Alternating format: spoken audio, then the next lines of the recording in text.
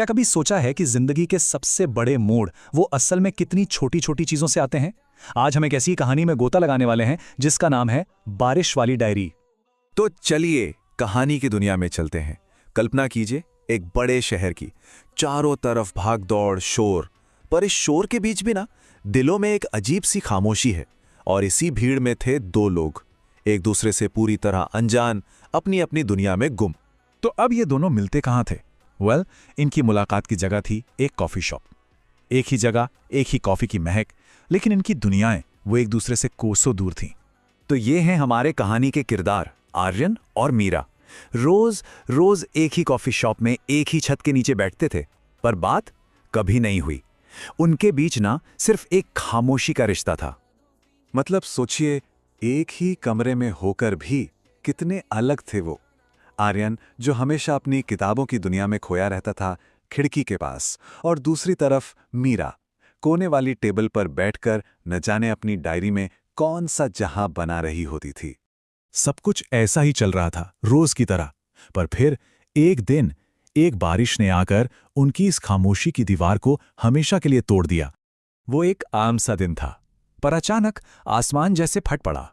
इतनी तेज मूसलाधार बारिश हुई कि देखते ही देखते पूरी कॉफी शॉप खाली हो गई। अब वहां बचा कौन?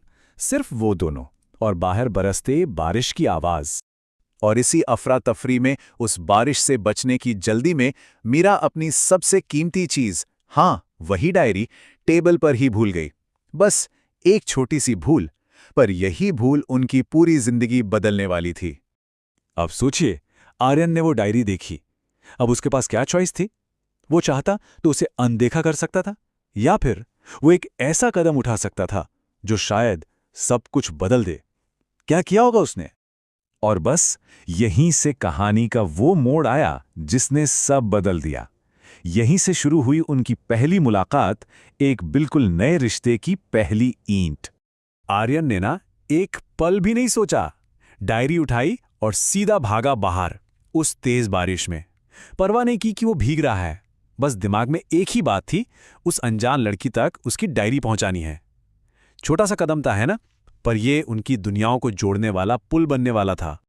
और फिर महीनों की चुप्पी टूटी। आर्यन ने आवाज दी, सुनिए, आपकी डायरी। बस सिर्फ ये 3 शब्द, लेकिन ये 3 शब्द एक पूरी कहानी की शुरुआत थे। मीरा पलट कर रुकी, बारिश में पूरी तरह भीगी हुई, पर उसके चेहरे पर एक ऐसी मुस्कान थी जिसने मानो उस बारिश के मौसम को भी रोशन कर दिया हो। उसने आर्यन को शुक्रिया कहा और बताया कि ये डायरी उसके लिए कितनी